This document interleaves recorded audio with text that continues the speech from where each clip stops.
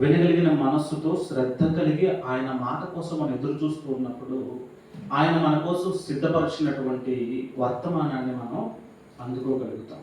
సిద్ధ మనసుతో మనం ఆయన సన్నిధిలో ఎదురు చూస్తూ ఉంటాం. ఉద్యోగం చేసేవాళ్ళు అయితే శాలరీ కోసం ఎదురు చూస్తారు. చదువుకునే స్టూడెంట్స్ అయితే సెలవుల కోసం ఎదురు చూస్తారు కదా. పనిచేసే వాళ్ళు శనివారం కోసం ఎదురు చూస్తారు, వీక్లీ పేమెంట్స్ వస్తాయి కాబట్టి. సాలరీ ఎప్పుడు వస్తుందా, డబ్బులు ఎప్పుడు వస్తాయా అని ఎదురు చూస్తూ ఉంటారు. శారీరక అవసరతలు తీర్చుకోవడానికి కావలసిన వనరుల కోసం మనం ఎంత ఎదురు చూస్తున్నామో, ఆత్మీయ అవసరతను తీర్చేటువంటి దేవుని వాక్యము కోసము కూడా అంతకంటే ఎక్కువగా మనం ఎదురు చూడవలసిన వారమై ఉన్నాం. దేవుని యొక్క వాక్యము మన జీవితాలను కట్టేదే కదా. మన వ్యక్తిగత జీవితాలలో మనకి శత్రువులు అనేవాళ్ళు అనేక మంది ఉంటారు. శత్రువులు నాకు తెలిసినంత వరకు రెండు రకాలుగా ఉంటారు. ఒకరు స్వజనులు, రెండు అన్యజనులు. శత్రువులు స్వజనుల్లోనే ఉంటారు. సొంత వారు, స్వజనులు, నీ ప్రజలు, నా ప్రజలు, నా రక్త సంబంధికులే, నా బంధువులే, నా ఇంటి వారే, నా ఇంటి పేరట వారే, నా గోత్రీకులే, నా వారే, నాతో ఉన్నవారే, నా ఆహారం తిన్నవారే, నాతో కలిసి తిరిగిన వారే, ఒకే కంచం ఒకే మంచములో కలిసి ఉన్నవారమే, ఒకరోజు ప్రాణ స్నేహితులమే. కానీ ఈరోజు పెద్ద శత్రువులుగా మారిపోయిన సందర్భాలు కూడా ఉంటాయి కదా. మానవుని మనసు ఎలాంటిదంటే చంచలమైన మనసు. ఎప్పుడు ఎలా మారుతుందో తెలియదు. ఈ రోజు నీకోసం నా ప్రాణం ఇస్తానన్న వాడే రేపు నీ ప్రాణం తీయడానికి నీకోసం తిరుగుతూ ఉంటాడు. ఎంత విచిత్రమా కదా. పరిస్థితులు ఎప్పుడు ఎలా మారిపోతాయో తెలియదు. ఈరోజు నిన్ను ప్రేమించే వారే రేపు నీకు శత్రువులుగా మారచ్చు. నీ వారు శత్రువులు అయితే నువ్వు ఎలా రెస్పాండ్ అవుతావు? కొంతమంది అన్యజనులు, నీకు సంబంధం లేని వారు కొన్ని పరిస్థితులను బట్టి నీకు శత్రువులుగా మారచ్చు. ఆస్తిని బట్టో, పొలాన్ని బట్టో, నీకున్న వస్తువుని బట్టో, వాహనాన్ని బట్టో నీకు శత్రువులుగా క్రైస్తవులుగా మారిన మనము, క్రీస్తును రక్షకుడుగా అంగీకరించిన మనము, శత్రువులు మన మీదకి దాడి చేయడానికి వచ్చినప్పుడు, శత్రువు మనల్ని పదే పదే ఇబ్బంది పెట్టడానికి ప్రయత్నం చేస్తున్నప్పుడు మనము చేయవలసిన పని ఏంటి? శత్రువు మన మీద బాణము ఎక్కుపెట్టినప్పుడు మనము చేయవలసిన పని ఏంటి? శత్రువుతో యుద్ధము చేయడానికి మనం ముష్టి యుద్ధం చేయడానికి వెళ్ళాలా? కొట్లాటకు దిగాలా? కొట్టడానికి వెళ్ళాలా? కేసులు పెట్టాలా? వాడి మీదకి తిరగబడాలా? లోకంలో ఉన్న వాళ్ళందరూ అదే చేస్తారు కదా. మరి క్రీస్తు అనేటువంటి ఒక సౌమ్యుణ్ణి మనం కలిగి ఉన్నాం. ఆయన జీవితాన్ని చూడండి. ఆయన ఎలాంటి వారు? కొరడా దెబ్బలతో కొడుతున్నవారు, బల్లాలతో పొడుస్తున్నవారు, ఆయన సిలువ వేస్తున్న వారిని ఆయన తండ్రి వీరు ఏం చేయించున్నారో వీరు ఎరుగురు, వీరిని క్షమించు అన్నాడు. ఆయన్ని బాధ పెడుతున్న వారినే క్షమించిన దేవుడు ఆయన. ఈ చెంప మీద కొడుతూ ఇంకొక చెంప చూపించు అని ప్రబోధించాడు. చెప్పడమే కాదు, ఆయన జీవితంలో దాన్ని చేసి చూపించినవాడు. అలాంటి వాడే నా రక్షకుడు, నా దేవుడు అని నమ్మిన మనము, ఆయన్ని అనుసరించి నడుస్తున్న మనము, ఆయన శత్రువుల్ని ఎలా ఎదుర్కొన్నాడు, మనము కూడా అలాగే ఎదుర్కోవాల్సిన వారమే. హల్లెలూయా. యేసుక్రీస్తు ప్రభువు శిలువ మరణానికి అప్పగించబడుతున్న ముందు రాత్రి ఆయన ప్రార్థన చేస్తా ఉన్నాడు. శత్రువుని ఏ విధంగా చేయిస్తున్నాడు అంటే, ఆయన ముందున్న శత్రువు ఎవరంటే మనుషులు కాదు. మన ముందున్న శత్రువులు కూడా, మన ముందున్న మనుషులు ఎవ్వరు శత్రువులు కాదు మనకి. మనం పోరాడేది అంధకార సంబంధమైనటువంటి సమూహాలతో పోరాటం చేస్తాం. మన శత్రువు విజబుల్ కాదు, కంటికి కనిపించేవాడు కాదు. ఎవరిని ప్రేరేపిస్తాడో తెలియదు. అపవాది మనుషులను ఉపయోగించుకుని, అది స్వజనులైనా కావచ్చు, అన్యజనులైనా కావచ్చు, ఎవరినైనా ఉపయోగించుకుని మన మీద దాడి చేయగలిగిన వాడు మన శత్రువు. యేసు ప్రభు ఆ శత్రువుని జయించడానికి ఏం చేశాడంటే ప్రార్థన చేశాడు. శత్రువుని జయించడానికి మొదలుగా తనను తాను సిద్ధపరచుకున్నాడు, ప్రార్థన చేశాడు. హల్లెలూయా. మన శత్రువును మనం జయించాలి అంటే మనం ఏం చేయాలి? ప్రార్థన చేయాలి. ఎలాంటి ప్రార్థన చేయాలంటే, అలాంటి ఒక ప్రార్థన మనం ఈరోజు చూద్దాం. దావీదు గారు చేసినటువంటి ప్రార్థనది శత్రు కీర్తన అని మాట్లాడుతూ ఉంటారు. 17వ కీర్తన మనం చూసినట్లయితే, 17వ కీర్తనలో మొదటి 6 చరణాలను మనం గమనించినట్లయితే అక్కడ మనకి కనిపిస్తూ ఉంటుంది దావీదు యొక్క ప్రార్థన. ఆయన ప్రార్థన ఎలా చేస్తూ ఉన్నాడు? శత్రువు మన మీద వాదానికి వచ్చినప్పుడు మనకు మధ్యవర్తిగా ఉండాల్సింది ఎవరు? దేవుడిని మనం మధ్యవర్తిగా ఉంచాలి. న్యాయవంతుడిగా, మధ్యవర్తిగా దేవుడిని మనము ఉంచవలసిన వారమే ఉన్నాం. మనము ఏ సమస్య వచ్చినా కూడా దేవునికే చెప్పుకునే వారిగా ఉండాలి. హల్లెలూయా. ప్రార్థన అంటే ఏంటి? దేవునితో మాట్లాడటం, దేవునికి చెప్పుకోవటం. నాకు ఈ సమస్య వచ్చిందయ్యా, పలానా వారి దగ్గర నుంచి వచ్చింది, ఏమో ఒకవేళ నా భర్త దగ్గర నుంచో నా భార్య దగ్గర నుంచో నాకు సమస్య వచ్చింది, ఈ విషయాన్ని నేను ఎక్కడ చెప్పాలి? 10 మందిలో చెప్పుకోలేని పరిస్థితులు వస్తాయి కొన్ని సందర్భాల్లో. ఇంటి వారే, నీ వారే నేను ఇబ్బంది పెడుతూ వారే శత్రువులుగా ప్రవర్తించవచ్చు. అపవాది వారిని ప్రేరేపించి నీ యొక్క విశ్వాసానికి పరీక్షలు తీసుకొని రావచ్చు. అలాంటి సందర్భంలో నువ్వేం చేస్తున్నావు? దేవుని సన్నిధిలో నువ్వు ప్రార్థించవలసిన వారు. ఆయనకు చెప్పుకోవాలి. ప్రార్థన అంటే ఆయనతో చెప్పుకొనుట. మనుషులకు చెప్పుకొనుట కంటే దేవునితో చెప్పుకొనుట ఉత్తమమైన మార్గం. క్రీస్తు మనతో ఉన్నవాడు, ఆయన మనకు తోడుగా ఉన్నవాడు. మన దేవుడు మనల్ని విడువడు, ఎడబాయడు. మనం ఏ స్థితిలో ఉన్నా కూడా మనం ఏం చేయాలంటే ఆయనకు ప్రార్థన చేయాలి, ఆయనతో చెప్పుకోవాలి.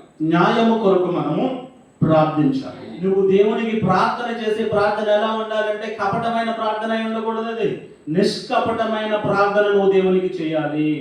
దేవునికి నువ్వు చెప్పుకునేటప్పుడు నీ హృదయం ఎలా ఉండాలంటే నిష్కపటంగా ఉండాలి, కపటం ఉండకూడదు. నువ్వు ఎవరి గురించి, ఏ శత్రువు గురించి అయితే నువ్వు దేవునికి చెప్తున్నావో, వేచి వేస్తున్నావు దేవుని దగ్గర, నీవు మొదటగా అతని గురించి ఉన్న సందర్భాల గురించి ఉన్నది ఉన్నట్టుగా చెప్పాలి.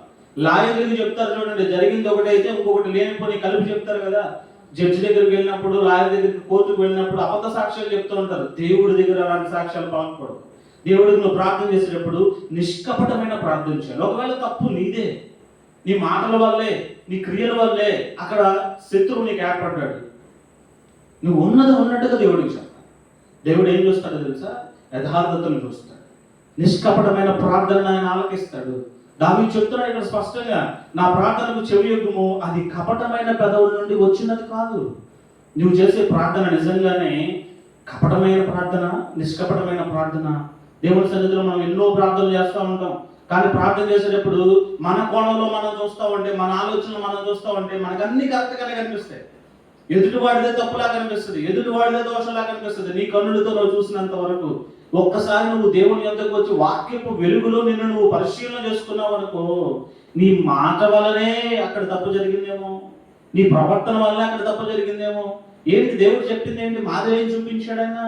ఈ చెంప మీద కొడితే ఇంకొక చెంప చూపించమన్నాడు. అతనిని ప్రేరేపించి అపవాది నీ మీద ఒక మాట వదిలాడు. అతని ద్వారా నువ్వు ఎలా రెస్పాండ్ అవ్వాలి? దేవుని వాక్యాన్ని అనుసరించే నీవు, దేవుని అనుసరించే నీవు, దేవుని మాదిరిగా చేసుకున్న నీవు, ఆయన ఒక మాట అన్నప్పుడు ఆ మాటకు నువ్వు ఎలా రెస్పాండ్ అవుతున్నావు? ఆ సమయంలో నువ్వు మౌనంగా భరించి, ఓకే కోపంలో ఒక మాట అన్నాడని నువ్వు తలదించుకున్నట్లయితే అతని కోపం వెళ్ళిపోద్ది. అపవాది అతనిలో నుంచి ప్రేరేపించేటువంటి ఆ కోపం అతన్ని దాటి వెళ్ళిపోతుంది. నువ్వు మౌనంగా ఉన్నప్పుడు పరిస్థితులన్నీ సక్రమంగా ఉంటాయి. అతను ఆ మాట అన్నప్పుడు నన్ను ఎంత మాట అంటావా అని నువ్వు కూడా ఇంకొక మాట మాట్లాడి అతని కోపంగా నువ్వు ఒక మాట అన్నావు అనుకో, అది ఎక్కడికి వెళ్తుంది? తప్పు నీది కాదు, ఏ తప్పు చేయకుండా అతను నిన్ను మాట అన్నాడు, లేనిపోయిన నింద నీ మీద వేశాడు, అది నువ్వు చేయలేదు కానీ చేసావని నిన్ను అన్నాడు. అన్నప్పుడు నువ్వు ఎలా రెస్పాండ్ అయ్యావు? నేను చేశాను అంత మాట అంటావా అని చెప్పి అప్పుడు తప్పు చేస్తున్నావు. హల్లెలూయా. దేవుణ్ణి న్యాయవంతుడిగా పెట్టి ఆయన దగ్గర నువ్వు ప్రార్థన చేసేటప్పుడు నువ్వు జరిగిందంతా కూడా ఒప్పుకోవాలి. నిష్కపటమైన ప్రార్థన నీవు చేయాలి. నీ సన్నిధి నుండి నాకు తీర్పు వచ్చిన గాక నీ కళ్ళ దృష్టి న్యాయంగా చూచును. ఎలాంటి విశ్వాసం కలిగి ఉన్నాడు? ఆయన అంట న్యాయంగా చూసేవాడు. ఆయన కనులంట, ఆయన కను దృష్టి అంటే ఎప్పుడు కూడా న్యాయంగానే ఉంటుంది. మీరు నా బిడ్డలు, వారు నా బిడ్డలు కాదు, కాబట్టి మీరు ఏది చేసినా న్యాయమే, వారు చేసింది ఏది చేసినా తప్పే అని దేవుడు చూడడు. న్యాయమైన చూపు కలిగిన వాడు ఆయన, న్యాయమైన దృష్టి కలిగిన వాడు ఆయన, అందరినీ ఒకేలా చూసేవాడు ఆయన. ఆయన దగ్గరకు నువ్వు వెళ్ళేటప్పుడు, ప్రార్థన చేసేటప్పుడు అంట ఎలా ఉంటుందంటే, ఇది ఒక పోలీస్ స్టేషన్కి వెళ్ళి కేసు పెట్టడానికి వెళ్ళారు అనుకోండి. ఫర్ ఎగ్జాంపుల్ ఒక వ్యక్తి మీద కేసు పెట్టడానికి వెళ్ళావు అనుకో, నీ మీద పాత కేసులు ఏమన్నా ఉన్నాయనుకోండి, నువ్వు కేసు పెట్టడానికి వెళ్తే ఆ కేసు రీఓపెన్ చేసి నిన్ను తీసుకెళ్ళి లోపలేస్తారు. ఇంకొకరి మీద కేసు పెట్టడానికి నువ్వు వెళ్ళావు, కానీ ఆల్రెడీ నీ మీద కొన్ని కేసులు ఉన్నాయి, ఆ కేసులు బయటకు తీసి నిన్ను లోపలేస్తారు. అర్థమవుతుందా? దేవుడి దగ్గర నువ్వు ప్రార్థన చేయడానికి వెళ్ళేటప్పుడు దేవునికి నీకు మధ్యలో ఎలాంటి కేసులు ఉండకూడదు, ఎలాంటి తప్పులు ఉండకూడదు. నువ్వు చేసిన తప్పులన్నీ నీ మీద పెట్టేసుకుని వాటిని సరి చేసుకోకుండా, దేవుడి దగ్గర ఏమీ ఒప్పుకోకుండా నీ తప్పులు కప్పేసుకుని ఎదుటివాడి తప్పు గురించి నువ్వు న్యాయం తీరుస్తావా లేదా అని నువ్వు ప్రార్థన చేసావు అనుకో, ఎలా ఉంటుందో తెలుసా? పోలీస్ స్టేషన్లో నీ పాత కేసులు తీసి లోపలేసినట్టు ఉంటుంది. దేవుడి దగ్గరికి నువ్వు వెళ్ళేటప్పుడు నీ హృదయాన్ని నీవు పరిశీలన చేసుకోవాలి. నీ తప్పులు ఏమైనా ఉన్నాయేమో అని వాటిని నువ్వు సరి చేసుకోవాలి. ఎందుకు వచ్చింది అసలు నాకు ఈ స్థితి? ఫస్ట్ ఆఫ్ ఆల్ నీకు శత్రువు తయారవుతున్నాడు అంటే దానికి కారణం ఏంటి? నాకు శత్రువుగా ఈ వ్యక్తి ఉన్నాడు, లేదా ఈ వ్యక్తి ఈమె ఉంది. కారణం ఏంటి? ఆమె శత్రువు అవడానికి కారణం ఏంటి? నేనా? నా ప్రవర్తన, నా ఆలోచన, నా మాటల, నా క్రియల? ఎందుకు ఆయన శత్రువుగా మారాడు? అప్పుడు దాకా ప్రేమగా ఉన్నవాళ్ళు ఎందుకు శత్రువులుగా మారారంటే ఆలోచన విధానంలో మార్పు రావచ్చు. అంతకుముందు మనం ప్రేమగా ఉండి మనకు తెలియకుండానే మనం వాళ్ళని ఇబ్బంది పెట్టి ఉండొచ్చు. ఫస్ట్ ఆఫ్ ఆల్ ఏంటంటే ప్రార్థనకి వెళ్ళేటప్పుడు దేవుని దగ్గర వారి గురించి నువ్వు వేసేటప్పుడు నీ గురించి నువ్వు పరిశీలన చేసుకోవాలి. నిష్కపటమైన ప్రార్థన ఎప్పుడు చేస్తామంటే కపటం నీ హృదయంలో ఉందో లేదో నిన్ను నువ్వు పరిశీలన చేసుకోవాలి. ఎదుటి వాని గురించి నువ్వు నీ శత్రువు గురించి దేవుని దగ్గర వేద్యం వేసేటప్పుడు, నీ శత్రువు గురించి దేవుని దగ్గర నువ్వు ప్రార్థన చేసేటప్పుడు నీ హృదయంలో ఉన్నటువంటి చెడునంతటిని గురించి నువ్వు పరిశీలన చేసుకోవాలి. దేనిని బట్టి ఆ శత్రువు తయారయ్యాడు, ఆ శత్రువుకి అంత బలం ఎందుకు వచ్చింది, నా బలహీనతల వల్లే ఉండొచ్చు కదా అని నన్ను నేను పరిశీలన చేసుకోవాలి. ప్రార్థన చేసేటప్పుడు నిష్కపటమైన ప్రార్థన చేయాలి. తీర్పు ఆయనకు వదిలేయాలి. హల్లెలూయా. తీర్పు దేవునికి వదిలేయాలి. మనం తీర్పు తీర్చకూడదు. దేవుణ్ణి న్యాయకర్తగా నియమించేసాం. ఆయనే న్యాయకర్త. న్యాయం తీర్చేవాడు ఎవరు? దేవుడే. దేవుడి మీద విశ్వాసం ఉండాలి. ఇక్కడ చెప్తున్నాడు, ఇప్పుడు చదివిన వచనంలో నీ దృష్టి న్యాయంగా ఉండదయ్యా, నువ్వు న్యాయం తీరుస్తావు. నువ్వు చెప్పే న్యాయము, నువ్వు చెప్పే తీర్పు చాలా న్యాయంగా ఉంటుంది. ఆ విశ్వాసం మనలో ఉండాలి. దేవుడు తీర్పు తీర్చేటప్పుడు చాలా న్యాయంగా తీరుస్తాడు. న్యాయము కోరేవాడు దురాలోచన చేసేవాడిగా ఉండకూడదు. దేవునికి మనం ప్రార్థన చేసేటప్పుడు నిష్కపటమైన ప్రార్థన చేయాలి. ప్రార్థన చేసేటప్పుడు దురాలోచనలు కలిగి ఉండి ప్రార్థన చేస్తే ప్రయోజనం ఉండదు. దేవుని దగ్గర న్యాయం అడుగుతున్నాం. ఈ శత్రువుడు నన్ను ఇలా బాధ పెడుతున్నాడు, ఈవేళ నన్ను ఇలా ఇబ్బంది పెడుతున్నారు, వేటి గురించి మనం ఆలోచించాం. దేవుడి దగ్గర మాత్రం మనకు కలిగిన బాధను బట్టి మనం ఇబ్బంది పెడుతున్న వారి గురించి ప్రార్థన చేసేస్తూ ఉంటాం. అర్థమవుతుందా?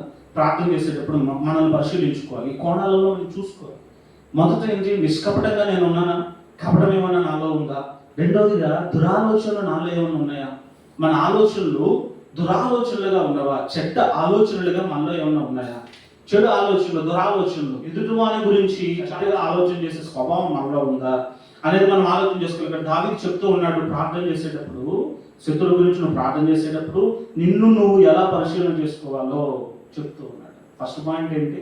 ఎలా ప్రార్థన చేయాలి? నిష్కపటమైన ప్రార్థన చేయాలి. రెండవదిగా దేవుణ్ణి న్యాయకర్తగా నియమించాం కదా. ఫస్ట్ న్యాయకర్తగా నియమించినప్పుడు నిష్కపటమైన ప్రార్థన చేసి ఆ తదుపరి మనము దురాలోచనలు చేసేవారిగా ఉండకూడదు. అదే నోటి ద్వారా కూడా పాపము చేసేవారు ఉండకూడదు. మనం పరిశీలన చేసుకోవాల్సింది అదే. నా నోటి మాటలు ఎలా ఉన్నాయి? నేను అలాంటి మాటలు మాట్లాడాను, హృదయాన్ని గాయపరిచిన మాట మాట్లాడానా, పుల్ల విరుపు మాట మాట్లాడానా, వాళ్ళని కొట్టినట్టు మాట్లాడానా, గాయపరిచానా? మనం ఏమి చెయ్యం, ఇక్కడే ఉంటాం, దూరంగానే ఉంటాం. మాటలు చూస్తే మాత్రం పొడి చేసినట్టే, గుండెలు దింపేసినట్టే మాట్లాడుతూ ఉంటాం. మాట వల్ల అతను హృదయాన్ని గాయపరిచాం. మనం మాట్లాడింది మనకి న్యాయంగా కనిపిస్తుంది, కానీ వాక్యం అనేటువంటి దేవుని అర్థం అనే వాక్యం ఎందుకు వచ్చి చూసినప్పుడు నీ మాట ఎలా ఉంది? కఠినంగా నువ్వు మాట్లాడేసి, అనరాని మాట్లాడిన అక్కడ మాట్లాడేసి, తీర్పులన్నీ అక్కడ తెచ్చేసి, నువ్వు నాశనం అయిపో, దుంపనాశనం అయిపో, నీ బ్రతికి ఎలా అయిపో, నీ జీవితం అలా అయిపో అని అనరాని మాట్లాడిన అక్కడ అనేసి, నీ కోపంలో ఉన్నప్పుడు శపితమైన మాటలన్నీ నీ నోటి నుంచి వచ్చేసి, ఇప్పుడు దేవుడి దగ్గరికి వచ్చి, అయ్యా ఆ శత్రువు నన్ను ఇలా చేశాడయ్యా. దేవుడికి కూడా ప్రార్థన చేస్తారు, వాడు నాశనం అయిపోవాలి, వాడి బ్రతికి ఎలా అయిపోవాలి. అలాంటి ప్రబుద్ధులు కూడా ఉన్నారు. ఎప్పుడు కూడా ఎదుటివాడి మేలు కోసమే ప్రార్థన చేయాలి, కానీ ఎదుటివాడి కీడు కోసం ప్రార్థన ఎన్నడూ చేయకూడదు. వాళ్ళు మనల్ని ఎంత బాధ పెట్టినా, ఎంత ఇబ్బంది పెట్టినా వాళ్ళకు మేలు జరగాలనే మనం ప్రార్థన చేయాలి. శత్రువు కోసం ప్రార్థన చేయడం అంటే అదే. శత్రువు మేలు కోసం ప్రార్థన చేయాలి. నిన్ను ఇబ్బంది పెట్టు వాడి కోసం నువ్వు ప్రార్థన చేయాలి. ఎవరైతే నిన్ను ఇబ్బంది పెడుతున్నారో వాళ్ళ కోసం నువ్వు ప్రత్యేకమైన ప్రార్థన చేయాలి. అవసరమైతే ఉపవాసం ఉండి ప్రార్థన చేయాలి, నడుము కట్టుకుని ప్రార్థన చేయాలి. వాళ్ళ మేలు కోసం ప్రార్థన చేయాలి. మేలు చేసిన వాడికి మేలు అందరూ చేస్తారు, కీడు చేసిన వాడికి మేలు చేసేవాడే క్రైస్తవుడు. హల్లెలూయా. నీకు కీడు తలపెట్టిన వాడికి మేలు జరగాలని దేవుడి దగ్గర ప్రార్థించేవాడివే నువ్వు నిజమైన క్రైస్తవుడివి, క్రీస్తును వెంబడించేవాడివి. క్రీస్తు అదే చేశారు. ఆయన ప్రాణం తీస్తున్న వారికి మేలు జరగాలని ప్రార్థన చేశాడు. ఎవరైతే ఆయన అప్పగించబడబోతున్నారో వాళ్ళ మేలు కోసం ప్రార్థన చేశాడు. శిలువ మీద ఆయన ప్రాణం తీసే వారి కోసం ప్రార్థన చేశాడు. ఆయన మేలు చేసేవారికి మేలు చేయటం అందరూ చేస్తారు. కీడు చేసిన వారి కోసం కూడా మేలుకరమైన ప్రార్థన చేయాలి మనం. హల్లెలూయా. ఆ ప్రార్థనలో దేవుడు వింటాడు. కపటమైన మాటలు మాట్లాడి, కోపంతో మాటలు మాట్లాడి, నోటుతో అందరన్న మాటలు అనేసి మళ్ళీ దేవుడి దగ్గరికి వచ్చి అయ్యా అయ్యా నన్ను క్షమించయ్యా, కోపంలో ఇలా మాట్లాడనయ్యా, అదయ్యా ఇదయ్యా అని ప్రార్థన చేస్తూ ఉంటాం. దేవుడు న్యాయవంతుడు. పశ్చాత్తాపడిన వారి పాపాలు ఎంతగా క్షమిస్తాడో, కపటంగా అక్కడ ఒక మాట ఇక్కడ ఒక మాట మనుషుల దగ్గర చెప్పినట్టు దేవుడి దగ్గరికి వచ్చి కపటమైన ప్రార్థన చేశారనుకోండి, శిక్ష రివర్స్లో మన మీదకి వస్తుంది. జాగ్రత్త. ప్రార్థన చేసేటప్పుడు మన దేవుడు ఎవరో తెలుసుకుని హృదయంలో గుర్తుంచుకుని ప్రార్థన చేయాలి. ఆయన న్యాయవంతుడు. మన పిల్లలు తప్పు చేస్తే మనకు ఆ తప్పు కనపడదు. ఎదుటివాని పిల్లలు తప్పు చేస్తే ఆ తప్పు మనకు కనపడుతుంది. కానీ మన తండ్రి ఎదుటివాని పిల్లలు తప్పు చేసినా, ఆయన పిల్లలు తప్పు చేసినా, ఎవరు తప్పు చేసినా తప్పుగానే చూస్తాడు ఆయన. దానికి తగిన విధముగానే తీర్పు ఇస్తాడు ఆయన. కాబట్టి దేవుని దగ్గర నువ్వు తీర్పు కోసం వెళ్ళేటప్పుడు, తీర్పు కోసం వెళ్తున్నావు అంటే ఏంటి? ప్రార్థన చేస్తున్నావు. వారి కోసం ప్రార్థన చేయడానికి నువ్వు వెళ్ళేటప్పుడు, దేవుని దగ్గర ప్రార్థన చేయడానికి నువ్వు వెళ్ళేటప్పుడు నిన్ను ఇబ్బంది పెడుతున్నారండి, నీకు ఒక సమస్య పుట్టించారండి. ఉదాహరణకి నువ్వు ప్రార్థన పెట్టుకుంటే, నువ్వు ప్రార్థన చేసుకుంటుంటే ఆ ప్రార్థనకి ఆటంకాన్ని కలిగించారనుకోండి. ఫర్ ఎగ్జాంపుల్, వాళ్ళ కోసం నువ్వేం చేయాలి? ప్రార్థన చేయాలి. వాళ్ళ మేలు కోసం ప్రార్థన చేయాలి. వాళ్ళ ఆటంకం పరిచాలి. ఏమో పాపం ఆ ప్రార్థన వల్ల, ఆ సౌండ్స్ వల్ల వాళ్ళకి ఇబ్బంది కలుగుతుందేమో. ఏం పోయింది? తగ్గించుకుందాం. వాళ్ళని ఇబ్బంది పెట్టడం ఎందుకు? వాళ్ళ కోసం ప్రార్థన చేద్దాం. ఒకరోజు వాళ్ళే సత్యాన్ని తెలుసుకున్నారనుకో, వాళ్ళే వచ్చి నీ ప్రార్థనలు ఏకీభవిస్తారు. ఈ రోజు నేను వాళ్ళు అలా అన్నారు ఇలా అన్నారు అని చెప్పి వాళ్ళ గురించి ఇక్కడ ప్రార్థన చేసి, ప్రభువా తెల్లారి సరికల్లా వాడు పడిపోవాలి, వాడు చెడిపోవాలి, ఇట్లాంటి ప్రార్థన చేయకూడదు దేవుడి దగ్గర. హల్లెలూయా. నువ్వు ఏదైతే ఇతరులకు జరగాలని కోరుకుంటున్నావో అది నీ జీవితంలో తీసుకొస్తాడు దేవుడు. జాగ్రత్త. ఎప్పుడైనా సరే ఇతరులకు మేలు జరగాలనే నువ్వు ప్రార్థన చేయాలి. కీడు జరిగించిన వారికి కూడా మేలు జరగాలనే నువ్వు ప్రార్థన చేయాలి. నోటి మాట ద్వారా కూడా నువ్వు ఎలాంటి పాపము చేయకూడదు. యోబు గారి జీవితాన్ని పరిశీలించండి ఒకసారి. ఆయనకంటే శ్రమలు వచ్చినాయి మనకి, అంతకంటే పెద్ద శత్రువులు ఉన్నారు మనకి. యోబు గారికి తన భార్య వచ్చి ఏం చెప్పింది? ఇంకెందుకే బ్రతుకుతావు, దేవుడు దేవుడు అంటావేంటి, దేవుడిని దూషించి చచ్చిపో. యోబు గారు ఏం మాట్లాడాడని ఆమె ఏమన్నాడు? మూర్ఖురాలాగా మాట్లాడద్దు అన్నాడు తప్ప, నీ వల్ల ఇదంతా జరుగుతుంది, నువ్వే ఏం చేసావు, నువ్వు చచ్చిపో, నన్ను చచ్చిపోమంటావేంటి, నువ్వే చావు అని అన్నాడు. మనం కనుక కుటుంబంలో ఏదైనా ఒక సమస్య వచ్చింది అనుకోండి, అంతా సజావుగా సాగుతున్నంత వరకు బాగానే ఉంటుంది.